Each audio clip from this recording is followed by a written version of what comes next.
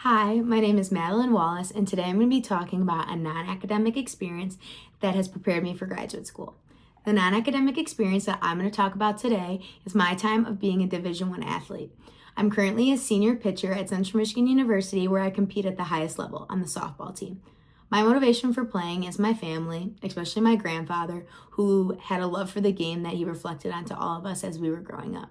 My grandfather was around for most of my life and ended up passing away in my sophomore year of high school during my recruiting process. So I really wanted to represent his legacy during my time of being an athlete. I do that every single day by wearing the number 8, which was his number, and by putting his initials on my glove.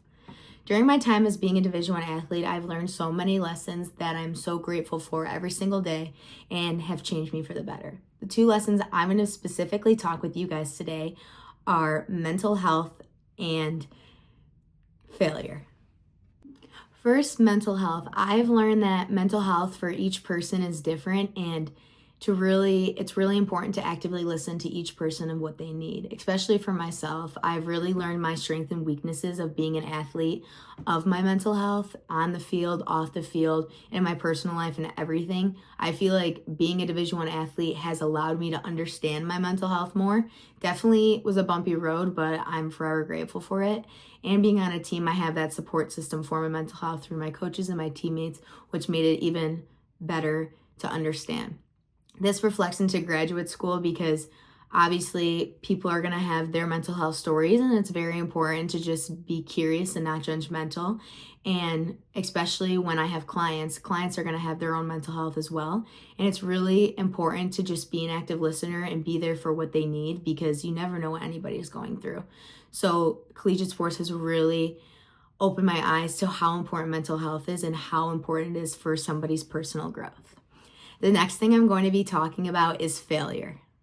During my time as an athlete, I've definitely learned what failure is, and a lot of athletes don't like to fail, especially myself, but I've learned throughout my time that failure is actually a good thing, because failure leads to accepting it and then growing from it. Without failure, there's no growth, that we say at Central Michigan.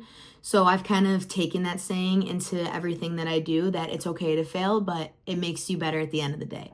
This can correlate into graduate school, because there's going to be times where I'm not going to perform my best, but it's important to understand why I didn't and to learn from it to get better. Also with my clients, I know my clients all the time aren't going to be 100% great, but it's how they fail, learn from it, and how they grow. I think that these 2 lessons are probably the 2 biggest things I've learned during my time of being an athlete, and I am to have learned those and to bring it into my time of being a clinician in graduate school.